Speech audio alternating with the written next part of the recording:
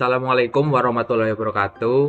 Perkenalkan, kami dari kelompok 1 akan memaparkan hasil diskusi kami mengenai Central Processing Unit atau CPU. Oke, seperti yang kita ketahui, dalam komputer terdapat 3 komponen utama yang membentuk sistem komputer, yaitu input-output, main memory, dan Central Processing Unit. Nah, pada kali ini kita akan membahas Central Processing Unit.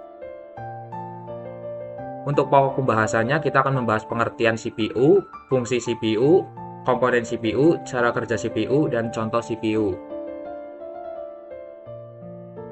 Nah, CPU itu merupakan unit yang bertanggung jawab mengeksekusi instruksi dan mengolah data. Jadi bisa dibilang CPU ini otaknya komputer. Selanjutnya untuk lebih detail mengenai fungsi CPU. Yang pertama, CPU bertanggung jawab untuk mengambil, menerjemahkan, dan menjalankan instruksi-instruksi yang bersumber dari perangkat lunak dan perangkat keras. Kedua, CPU menjalankan operasi matematika dan logika. Ketiga, CPU memiliki fungsi untuk mengelola aliran data pada komputer. CPU memastikan data diakses dan dimodifikasi. Keempat, CPU mengawasi penggunaan memori komputer, termasuk alokasi memori untuk program dan data yang berjalan. Kelima, CPU memiliki fungsi untuk mengelola atau mengendalikan hubungan antar perangkat, output, dan input pada komputer. Yang terakhir, keenam, CPU berfungsi untuk mengatur kecepatan eksekusi dan operasi perangkat. Next.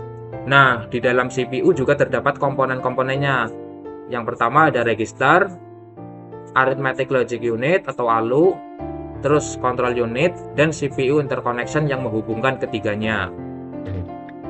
Jadi, saya akan menjelaskan komponen CPU. Di dalam CPU itu ada register, Arithmetic Logic Unit, Control Unit, dan CPU Interconnection. Yang pertama, saya akan menjelaskan register. Register adalah tempat penyimpanan sementara untuk data dan instruksi yang sedang diproses.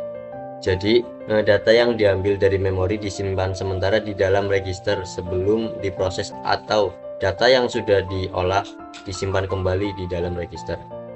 Register memory unit dapat memiliki ukuran yang berbeda-beda, seperti 16 bit, 32 bit, 64 bit, dan sebagainya. Ukuran itu menentukan seberapa banyak data yang bisa diproses CPU dalam satu waktu. Setiap register memory unit di dalam CPU memiliki fungsi yang spesifik, seperti menyimpan data, menyimpan instruksi, menyimpan alamat dari sebuah lokasi di memori, dan lain sebagainya. Kemudian yang kedua ada ALU. ALU merupakan suatu operasi aritmatika dan logika. Jadi, ALU ini digunakan ketika ada data yang diolah membutuhkan perhitungan. Jika data yang diolah tersebut tidak membutuhkan perhitungan, maka ALU akan terlewatkan atau langsung saja ke control unit. Kemudian yang ketiga, control unit. Control unit itu untuk mengatur alur data dan instruksi dalam CPU. Jadi, control unit bertugas untuk mengontrol aliran data yang keluar masuk di komputer.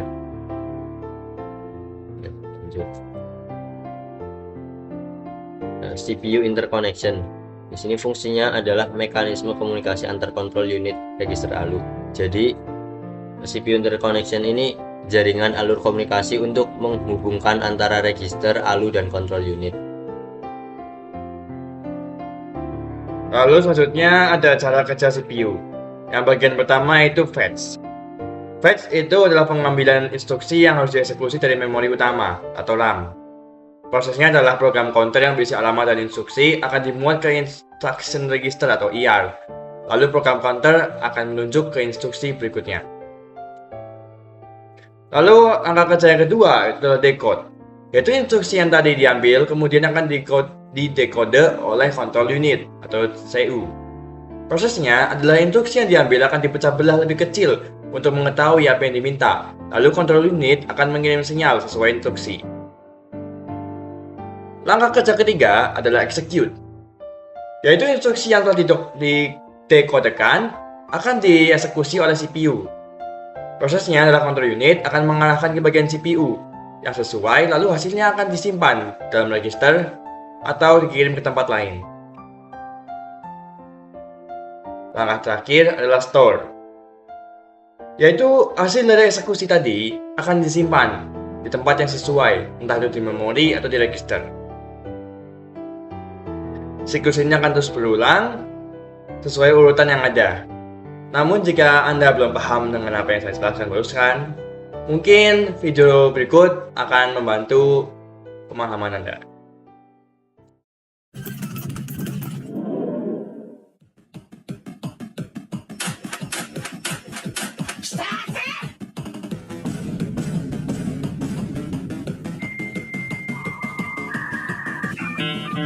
Let's go.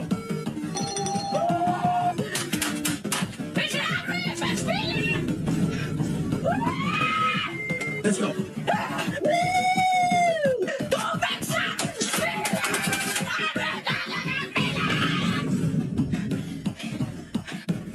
What?